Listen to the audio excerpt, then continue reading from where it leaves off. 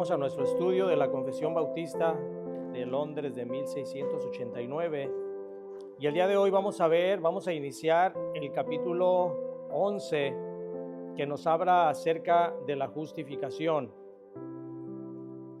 Capítulo 11, vamos a estar considerando en esta mañana únicamente el punto número 1. Tiene unos elementos muy interesantes y muy importantes que vamos a estar estudiando el día de hoy. Dice así el punto 1.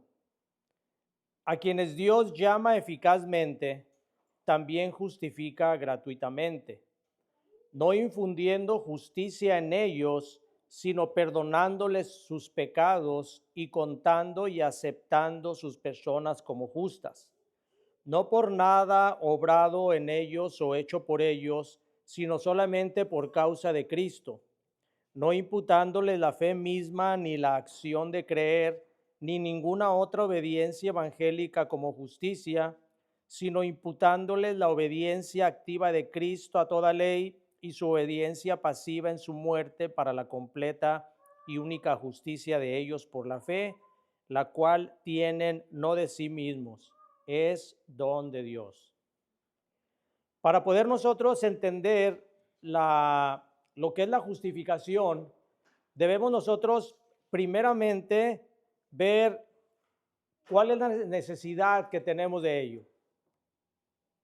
Si nosotros no vemos que hay una necesidad grande en todo ser humano de ser justificados, entonces no vamos a apreciar completamente lo que es la justificación.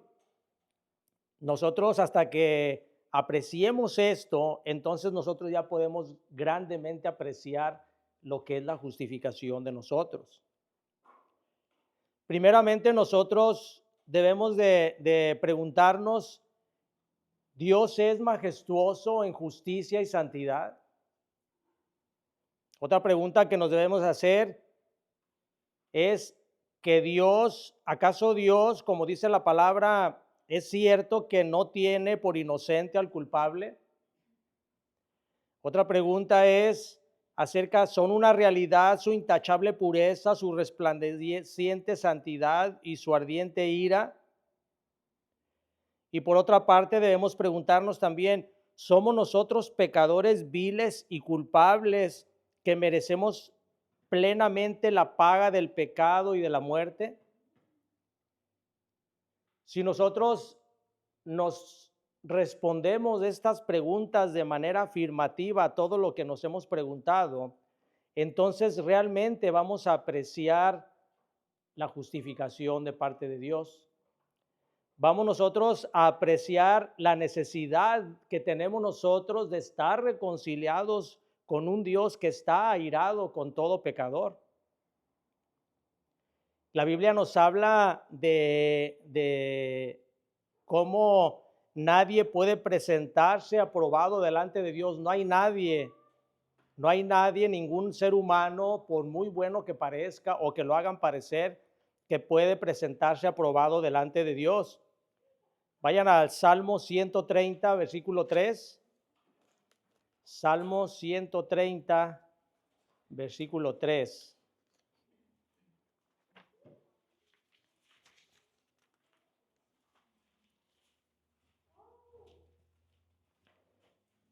Dice, es Jehová, si mirares a los pecados, ¿quién, oh Señor, podrá mantenerse?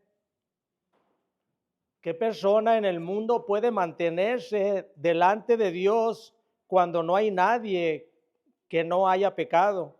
No hay ninguno que pueda estar ante la presencia de Dios.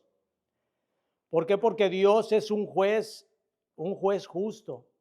Dios es un juez que Él ve, la justicia es un atributo grandemente centrado en Dios.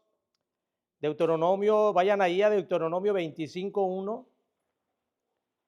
Deuteronomio 25:1. Vamos a ver esto para poder iniciar en el estudio, para poder tener un antecedente de cómo es la necesidad que nosotros tenemos de ser justificados.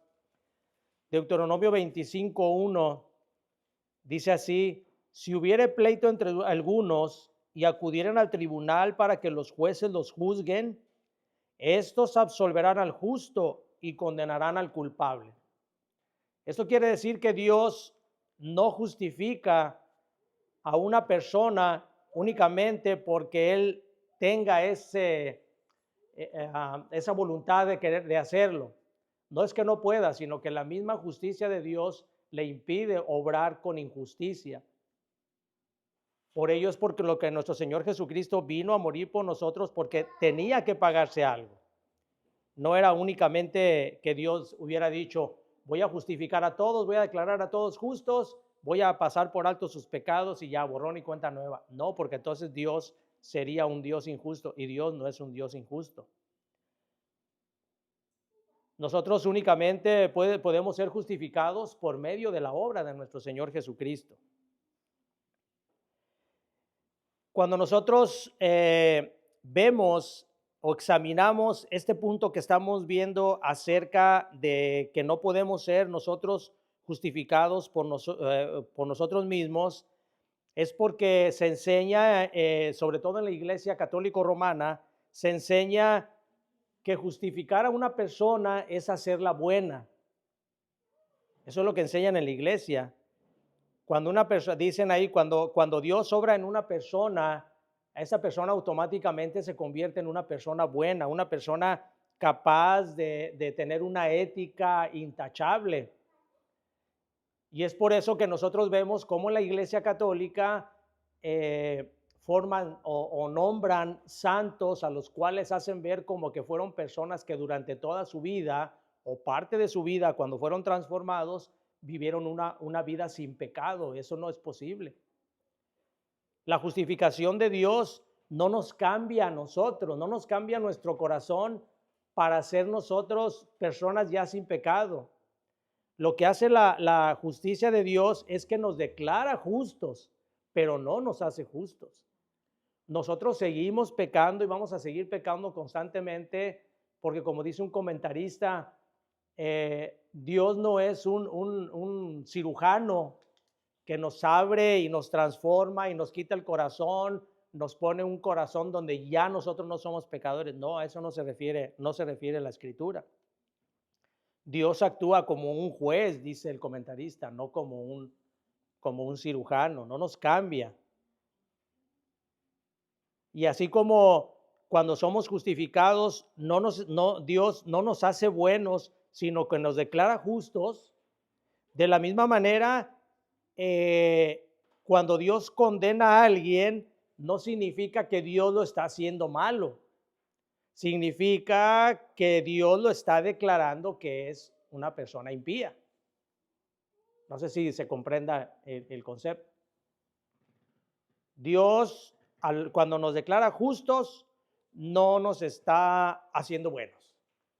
Únicamente nos dice: ustedes son justos por la obra de Cristo, pero no está haciéndonos buenos. Y a una persona mala, tampoco Dios le está haciendo mala. Dios lo único que está haciendo es declarando que esa persona es mala. Eso es lo que hace la justificación. Vamos entonces a ver párrafo por párrafo de qué nos está hablando. Entonces, ya una vez que entendimos la necesidad que nosotros tenemos de ser justificados, entonces vamos a ver qué nos dice aquí los párrafos. Dice: a quien Dios llame eficazmente, también justifica gratuitamente. Romanos 3:24. Vayan a Romanos 3:24.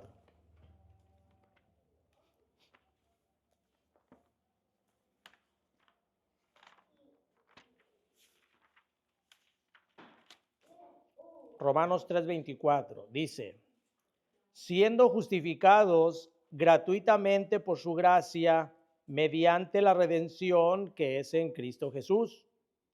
Así que lo que este primer párrafo nos dice es: cuando Dios nos llama eficazmente, también nos justifica gratuitamente. ¿A qué se refiere con llamarnos eficazmente? Vayan a Romanos 8:30, ahí mismo Romanos capítulo 8, versículo 30.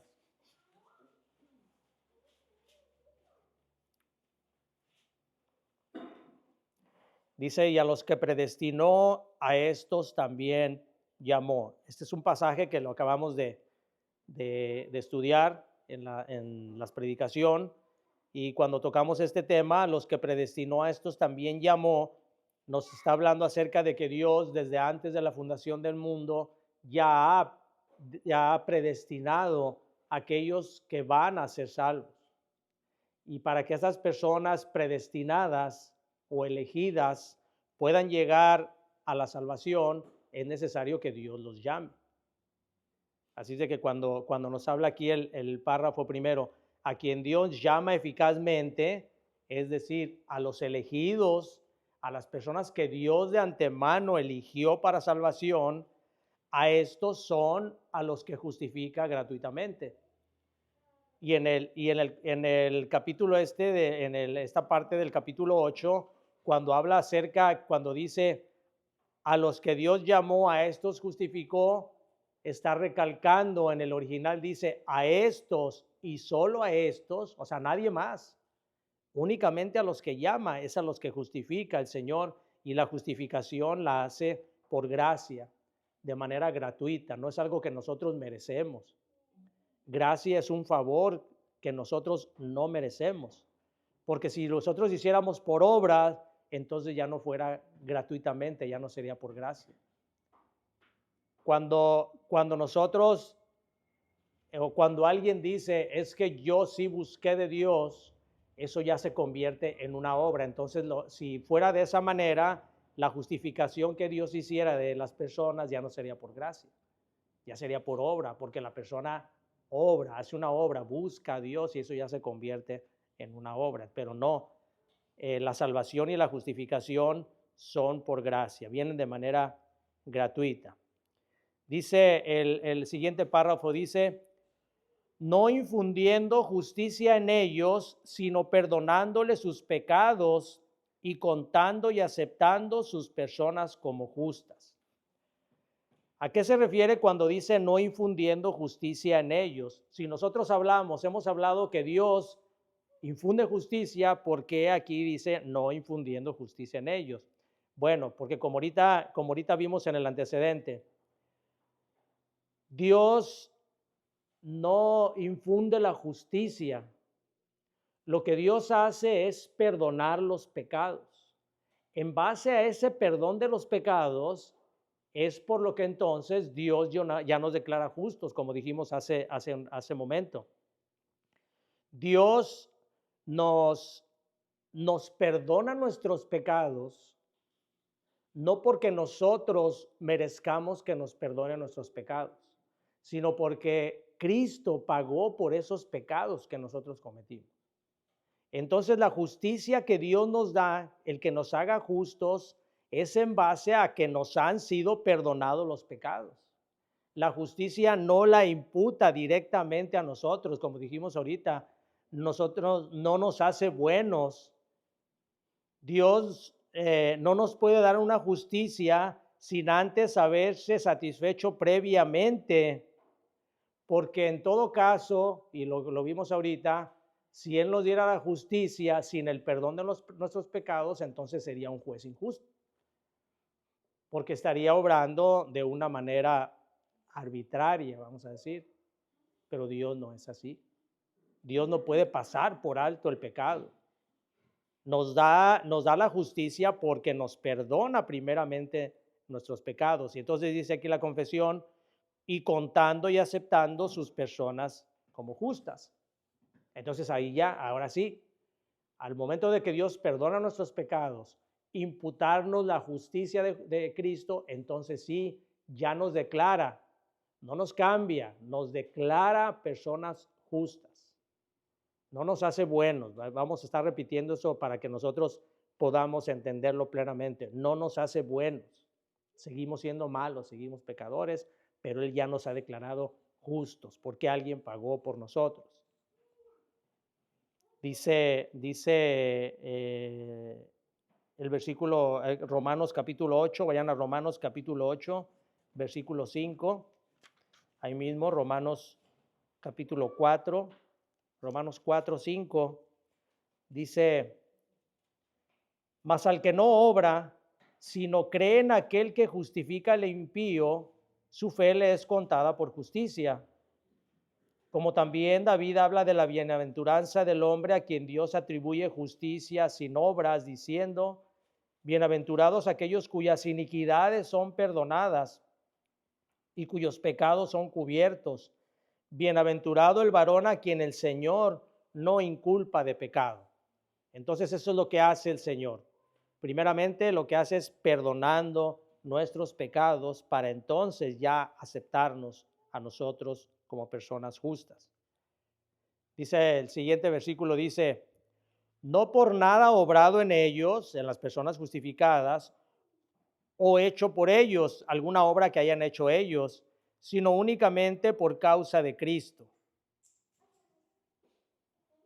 Primera a los Corintios 1:30. Primera a los Corintios 1:30.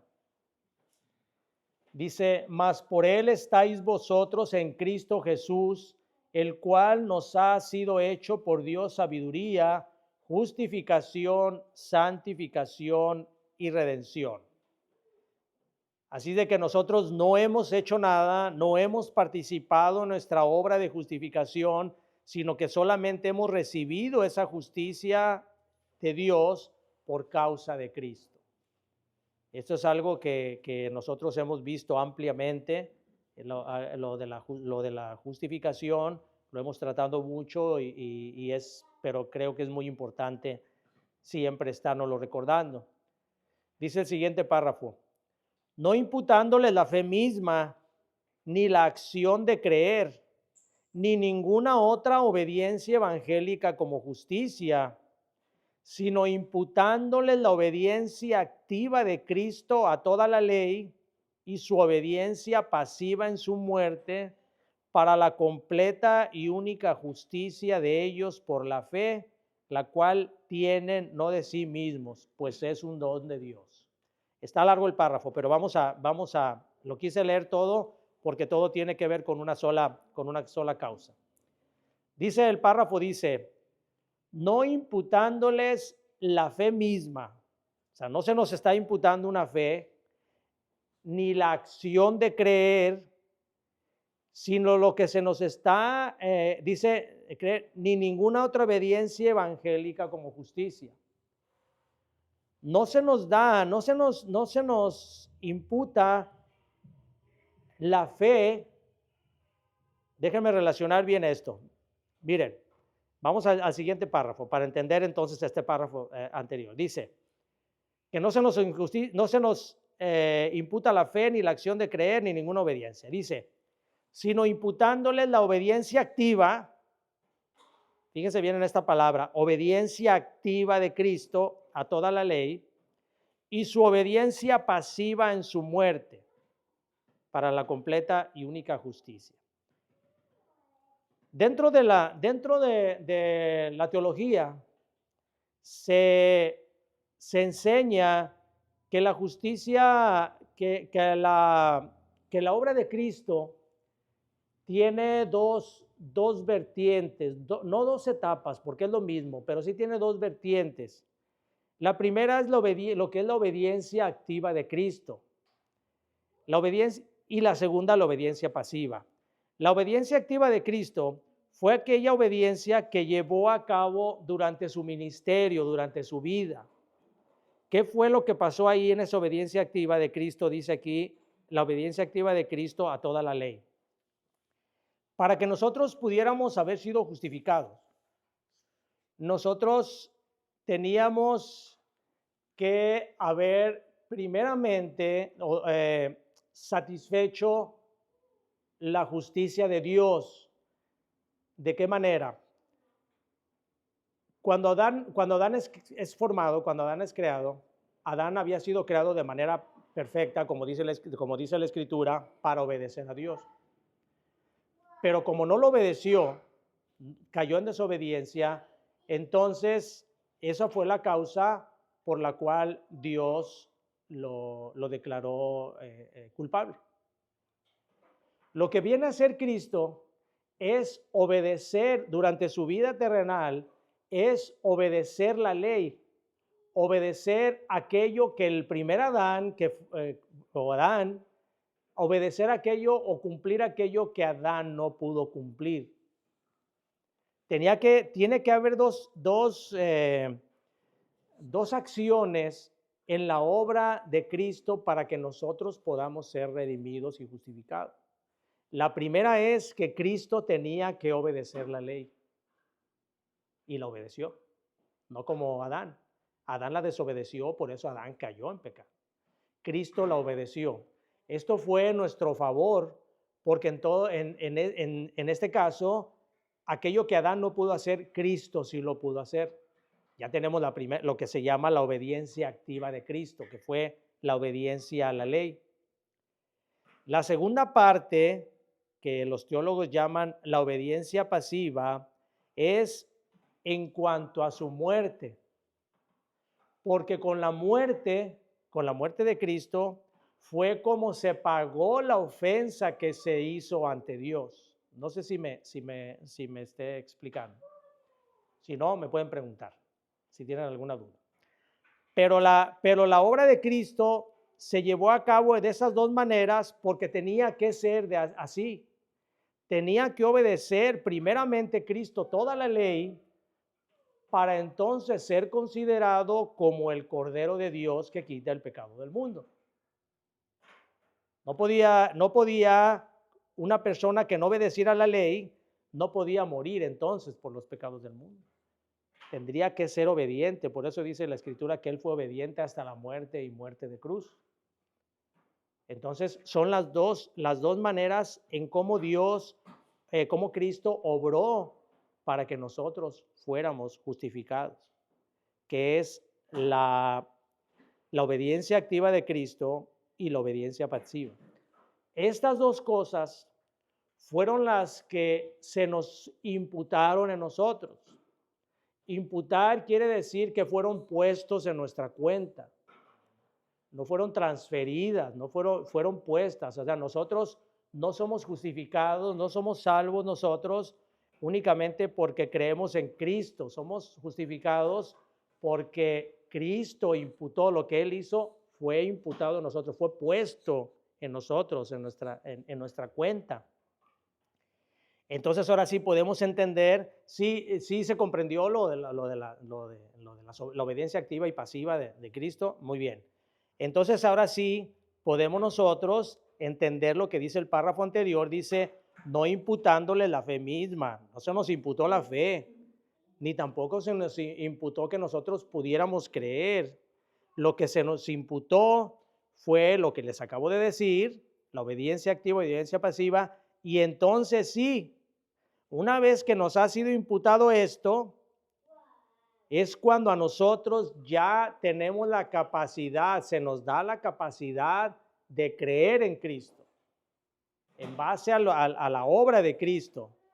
Y ahí entonces ya dice la Escritura que entonces se nos da la fe, una fe que nosotros no tenemos, dice aquí, una fe la cual no tienen de sí mismos porque es un don de Dios. Nadie puede ejercer fe por sí mismo. Ninguna persona que diga es que yo tengo mucha fe, una persona que no haya sido restaurada en su corazón, no puede tener fe, al menos no la fe bíblica, no lo que la Biblia llama como fe. Lo que las personas llaman como fe, las personas que no tienen a Cristo llaman como fe, no se llama, no es la fe bíblica, es una esperanza, es pues sí, un deseo que tienen de esperar algo, pero no es la fe que el Señor pone en nosotros para creer en Cristo. Es una fe, por decir, pues yo tengo fe de que mañana va a llover. Está muy seco mi jardín, tengo fe que mañana va a llover. Sí, pero no es una fe bíblica, no es una fe en Cristo, es una esperanza en algo muy diferente a lo que es la justicia de Dios. Así que una vez que ya se nos ha imputado la obediencia activa, obediencia pasiva de Cristo, entonces sí nosotros ya se nos da la fe para creer en Él y esa fe es un regalo de Dios. Vayan a Efesios, un versículo muy conocido acerca de la fe y de la justicia de Dios. Efesios capítulo 2, versículos 7 y 8.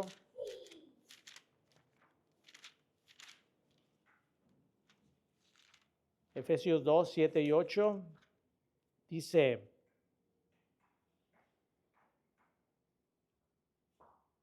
para mostrar en los siglos venideros las abundantes riquezas de su gracia en su bondad para con nosotros en Cristo Jesús. Porque por gracia sois salvos por medio de la fe. Y dice, y esto no de vosotros, pues es un don de Dios, no por obras para que nadie se gloríe. La fe, según la Escritura, es un regalo de Dios. Esto no es de nosotros, como dice aquí. Nosotros no podemos ejercer fe. Nosotros, la fe es un regalo que Dios nos da cuando se nos ha imputado lo que es la justicia de Cristo, las cosas que obran en la justicia de Cristo. Muy bien, hermanos, ¿tienen alguna pregunta?